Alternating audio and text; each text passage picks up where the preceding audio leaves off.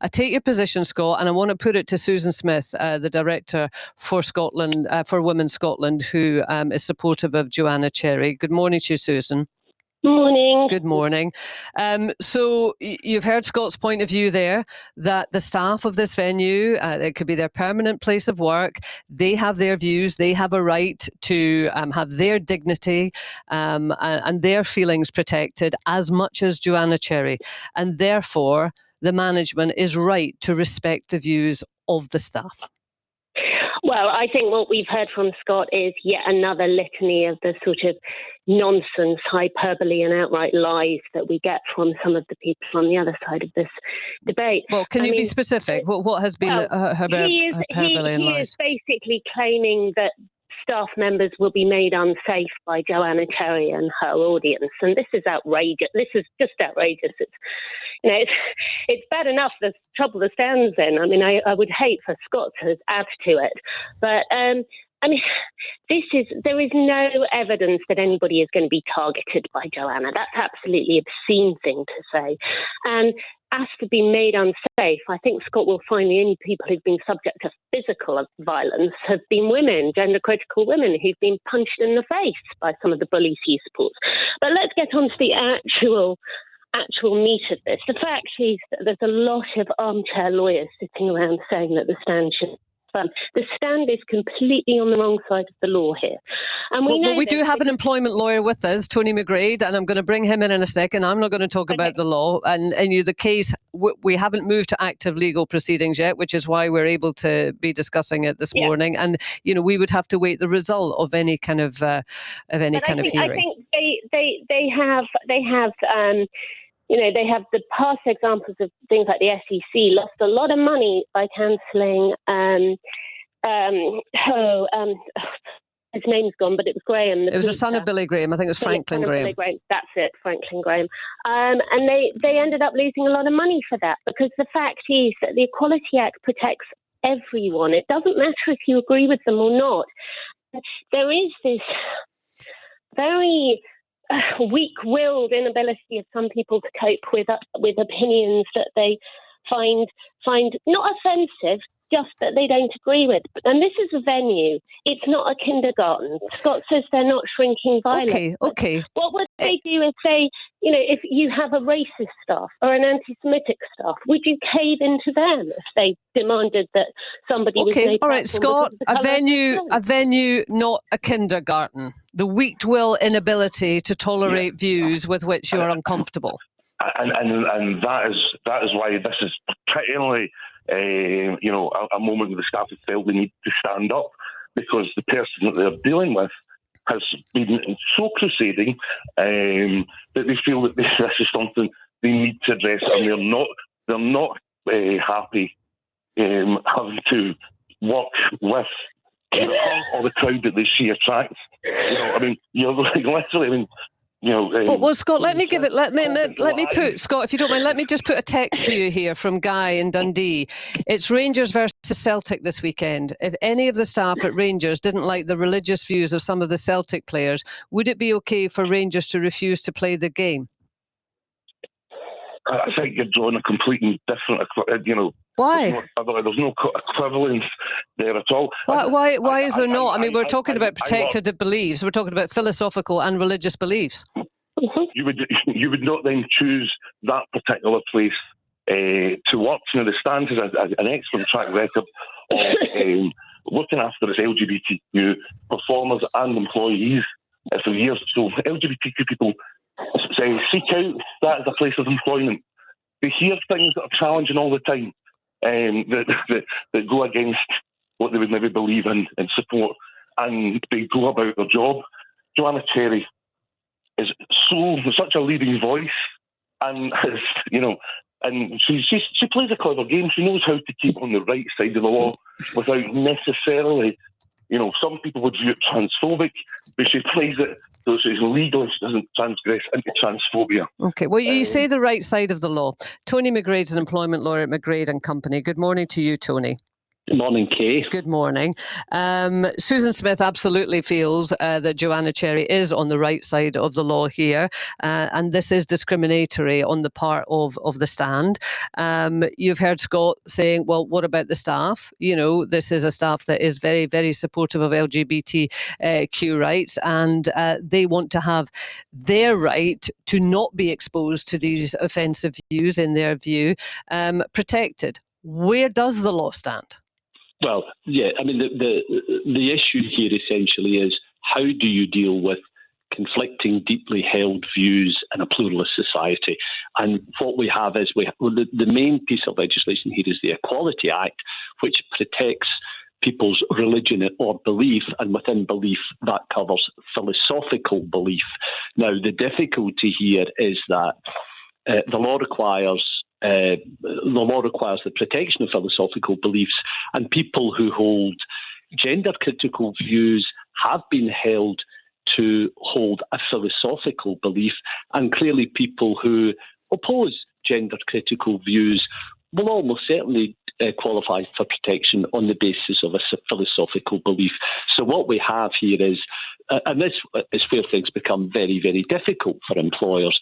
On the one hand, and Susan alluded to this, the action that was taken against the Scottish Events campus by the Billy Graham Evangelical Association, because basically they cancelled his events because the court held that they didn't like his religious and philosophical opinions. I think that resulted in, £93,000 payout, I think, from memory. So the difficulty the stand have here is that if the stand insists on its position that Joanna Cherry's not going to be allowed to speak at their venue, then there's a very strong likelihood she will raise the same sort of action that was raised by the Billy Graham Evangelistic Association, and she will say, you're discriminating against me because of my philosophical belief. The other side of the coin, so you believe she has a strong case, do you?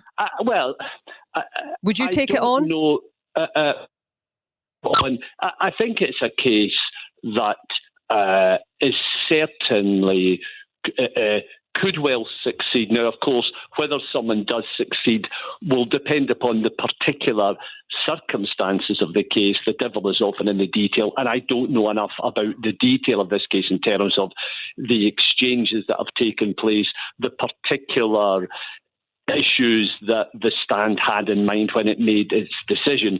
But certainly, there is very clear legal authority from within the course of the last, 6 months in Glasgow, where a venue said to somebody, we're not having you along because we are opposed to your religious and philosophical opinions. And a court held, no, you can't do that. In a pluralist society, we cannot simply say, we'll have you along because we agree with you, but we won't have someone else along because we don't agree with them. The point, I think a point that maybe is important to make here, the point that Susan made here about anti-Semitic views, because that's often something that an issue that people will raise. And what is very important in these situations is to recognise that the fact that a view causes you offence doesn't mean that the person holding that view does not get protection, but there is a limit to the protection. So once we go to the extremes, and the best understood and most easily expressed extreme view is anti-Semitism. If someone says, listen, I'm an anti-Semitic preacher and I demand the right to come to your venue and speak on my anti-Semitic views, that venue is entitled to say, no, we're not having you along because anti-Semitism is basically beyond the pale. So I think that point's worthwhile making. But maybe just to carry on with this, Kay, the difficulty the stand have is that their staff will almost certainly qualify for their philosophical beliefs. Scott mentioned that some of the people working there may themselves be transgender. I don't know that, but that's certainly a possibility. So what the venue then has to do is the venue has to say, well, how do we avoid claims by the people here who themselves have philosophical beliefs and who do not want to and who do not approve of Joanna Cherry's views? Now, I think the venue has to say to staff, listen, you don't have an unqualified right of veto, because they don't. Because if I work in an organisation, if I work in a shop and somebody comes into my shop whose politics I don't agree with, I can't say to the shop manager, listen, get that person out of here, because they don't. Well, let's go back to the they don't example agree from with Guy me. from Dundee talking about Rangers Celtic this weekend, and he's saying this as a parallel. If any of the staff at Rangers didn't like the religious views of some of the Celtic players, would it be okay for Rangers to refuse to play the game? Is that a decent parallel for what's happening here? It's a parallel. Yes, and I think in that situation it would generally be understood that someone working at Rangers, the nature of the job is such that people will sometimes come to play at your stadium whose views you don't agree with. And therefore you could argue that in a comedy venue, and Scott, you've said it yourself, that will host many, many very controversial characters. Anyone who works at that kind of comedy venue could probably expect that they will hear views that they don't agree with. I mean, Tony's clearly explained here that this is a legal minefield, that Joanna Cherry may well have a solid case, but it is not a slam dunk. There are lots of the devil is in the detail, as he said it. But shifting it away from the legal, because this is not a courtroom, this is a phone-in, from a societal point of view. Scott and Susan, I know you've got to go. I'm going to ask you here.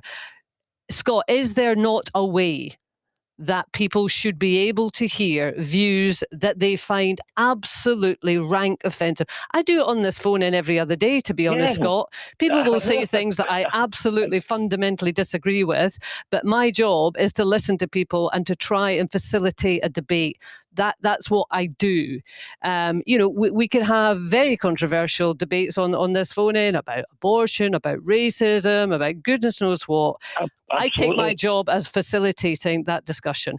Is that not your job at a comedy venue, to allow a range of views to be expressed, to push the envelope, to open up the debate rather than close it down? And they have done, and they have facilitated those views and debates for 20 years, 7 nights a week, 20 years plus 7 nights a week.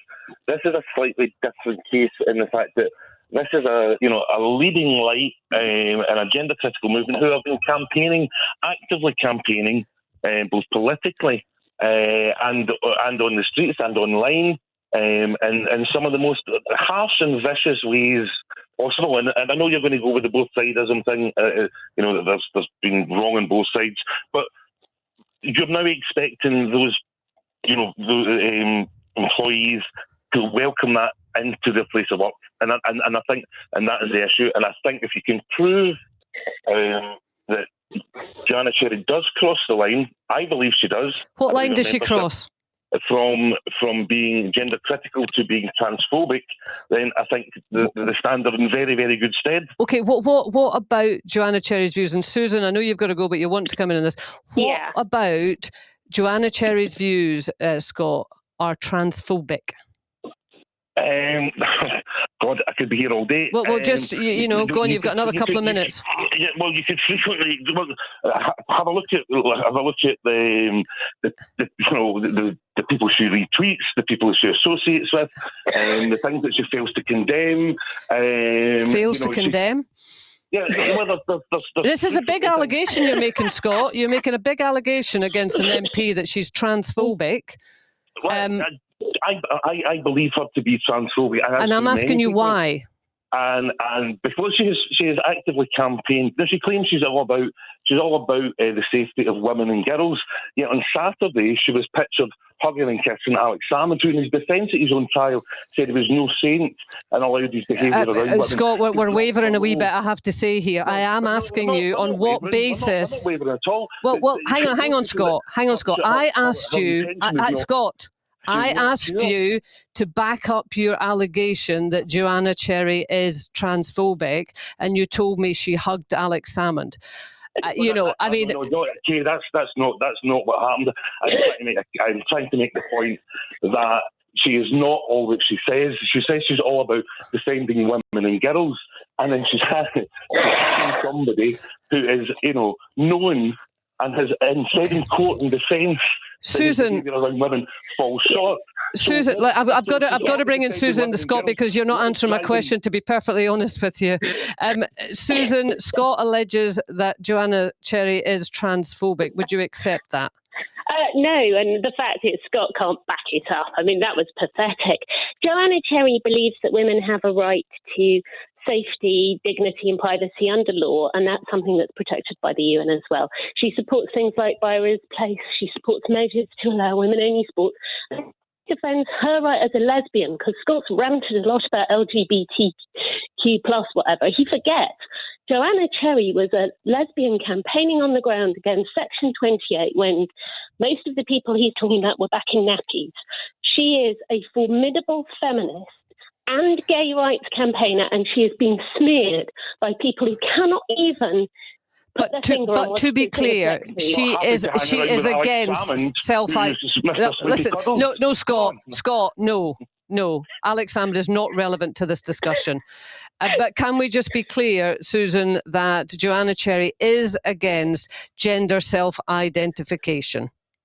Yes, and right, a lot of okay, people are. that's fine. People are, because, we only have to look at cases like Isla Bryson and we see what happens in and again, we're not going to go down there. We're not going to go to Isla Bryson, and we are not going to go to Alex Salmond. I'm going to open the phone lines. 08085 92 95 00 is a number to call. It's a free broad discussion. I know it is, and I know you'll both be coming back at me and saying you've shut me up, but there you go. It is a phone in. 08085 92 95 00. You can text us on 80295. If the stand can't get staff to work, then they have to cancel the show. Simple economics in action, says Mark in Bearsden.